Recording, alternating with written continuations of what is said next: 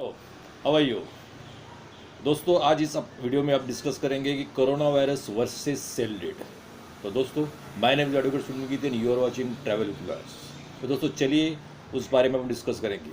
Corona virus की वजह से पूरी दुनिया बंद हो गई है, पूरी इंडिया बंद हो गई है, पूरे महाराष्ट्र बंद हो गया है, पूरा सब कुछ ठप हो गया है।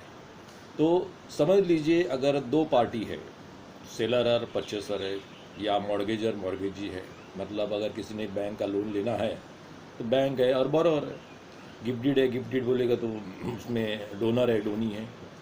तो ऐसे में अगर उनका जो ट्रांजेक्शन हुआ रहेगा, समझ लीजिए कि एग्रीकल्चर लैंड है या इंडस्ट्रियल प्लॉट है, इंडस्ट्रियल फैक्ट्रीज है, तो उन्होंने जो भी ट्रांजेक्शन करने के लिए जो भी एनओसीज चाहिए रहेगा, उसका एग्रीमेंट बना के एनओसीज लेके सब कुछ रेडी करके रखा। जबकि उन्होंने वो रजिस्ट्रेशन करना है, ताकि अगर रजिस्ट्रेशन करेंगे तो ही उनका प्रॉपर्टी उनके नाम पे हो जाएगा, क्योंकि उसके बाद में वो कॉपी देंगे तो वो ट्रांसफ़र हो जाएगा ऐसे। तो इसीलिए अगर उन्होंने रजिस्ट्रेशन करने के लिए एग्रीमेंट रेडी कर दिया, भले वो सेल डीड हो, एग्रीमेंट फॉर सेल हो, डोनर का डोनी का मतलब गिफ्ट डीड हो, या मॉर्गेज डीड हो, कुछ भी चीज़ अगर वो उन्होंने एग्रीमेंट रजिस्टर करने के लिए रेडी करके रखा और उसके ऊपर उन्होंने स्टैम्प ड्यूटी भर दिया। स्टैम्प ड्यूटी भरने के बाद उन्होंने सब कुछ स्टैम्प ड्यूटी भरा, रजिस्ट्रेशन फी भर दिया, सब कुछ रेडी करके उन्होंने उसके ऊपर साइन भी कर दिया। सेलर परचेजर हो, डोनर डोनी हो, या मॉर्गेजर मॉर्गेजी हो, उन्होंने साइन करके उसके ऊपर डेट डाल दिया। और अगर वो दोनों जाने के अब रजिस्ट्रेशन ऑफिस गए और उन्होंने ये डॉक्यूमेंट एग्जीक्यूट करके वहाँ पे दे दिया कि भाई सबमिट कर दिया कि भाई अभी ये रजिस्ट्रेशन करना है करके, लेकिन कुछ कारणवश ये लॉकडाउन की वजह से अचानक उनको रजिस्ट्रेशन बंद करना पड़ा और रजिस्ट्रेशन ऑफिस बंद हो गया और वो नहीं कर पाए। तो ये लॉकडाउन चल गया, मतलब 1 महीना चला, 2 महीना चला, 3 महीना चला, 4 महीना, 5 महीना, जैसे ही उनको, क्योंकि ये लॉकडाउन इस वजह से है कि कोरोना वायरस ये कोई युद्ध नहीं है, ये बीमारी के अगेंस्ट युद्ध है। इसीलिए ये किसी देश के, दोनों देश के बीच में युद्ध है, इसलिए वो थम नहीं सकते। इसलिए जब तक बीमारी ख़त्म नहीं होती, कुछ वायरस का कुछ उसका दवाई निकलती नहीं है, उसके लिए उनको ये तो बंद रखना ही पड़ेगा, क्योंकि उसका रीज़न ही गवर्नमेंट यही चाहती है कि ये बीमारी चली जाए, इसीलिए उन्होंने लॉकडाउन कर दिया।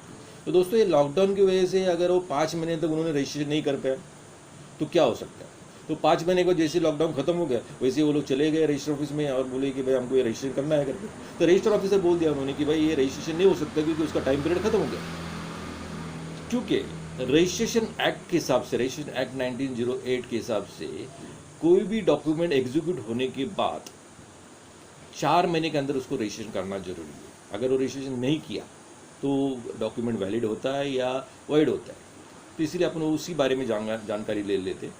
तो रजिस्टर बोला कि ये अभी ये रजिस्ट्रेशन नहीं हो सकता, क्योंकि इसकी टाइम पीरियड खत्म हो गया, कंप्यूटर लेगा नहीं, और ये कानून की वजह से कानून में नहीं बैठते। तो अभी क्या करना चाहिए। तो इसीलिए भी दूसरा रास्ता है।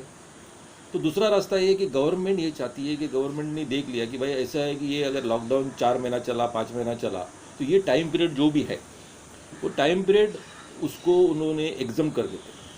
तो वो कैबिनेट मिनिस्टर की हिसाब से कैबिनेट मीटिंग बुला लेते, या रेवेन्यू मिनिस्टर अपने हिसाब से उन्होंने एक नोटिफिकेशन निकाल लेते हैं, या आईजीआर नोटिफिकेशन निकालते हैं, रेवेन्यू सेक्रेटरी नोटिफिकेशन निकालता है। तो वो जैसे ही वो नोटिफिकेशन निकाल के उसका एक कॉपी लगा के वो रजिस्ट्रेशन का जो भी जो प्रोसेस है वो कंप्लीट हो जाती है, रजिस्ट्रेशन हो सकता है।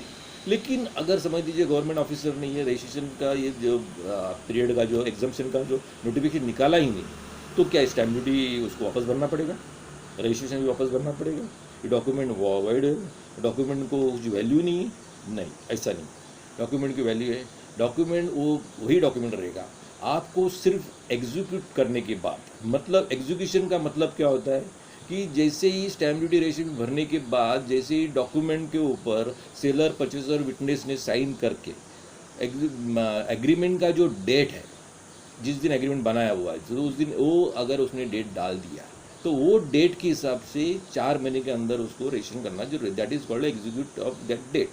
तो एग्जीक्यूशन का जो डेट है, तो उस डेट से उसको 4 नहीं 8 महीने तक रुकना पड़ेगा। 8 महीने के बाद उसको और एक एग्रीमेंट, कंफर्मेशन एग्रीमेंट बनाना पड़ेगा।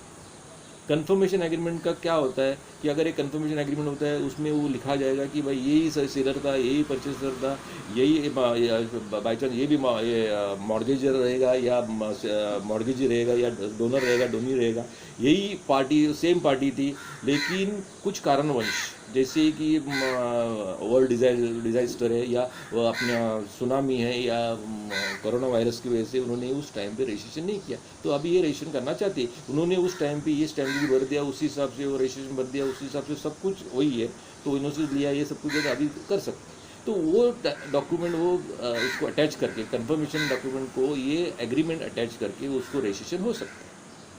अगर लेकिन आप सोचते होंगे कि ये अगर कंफर्मेशन एग्रीमेंट के लिए फिर से स्टैम्प ड्यूटी भरना पड़ेगा, नहीं। कंफर्मेशन एग्रीमेंट के लिए पहले 100 रुपये था, अभी 500 रुपये है। नॉमिनल फीस तो आपको भरना ही पड़ेगा, मतलब 500 रुपये जो नॉमिनल फीस है कि कोई भी डॉक्यूमेंट विदाउट स्टैम्प ड्यूटी उसको रजिस्ट्रेशन नहीं हो सकता। सिर्फ और सिर्फ विल के लिए स्टैम्प ड्यूटी नहीं होती, इसीलिए एक विल छोड़ के आपको कोई भी डॉक्यूमेंट उसके लिए 100 रुपये या 500 रुपये मिनिमम स्टैम्प ड्यूटी उसको भरना ही पड़ेगा।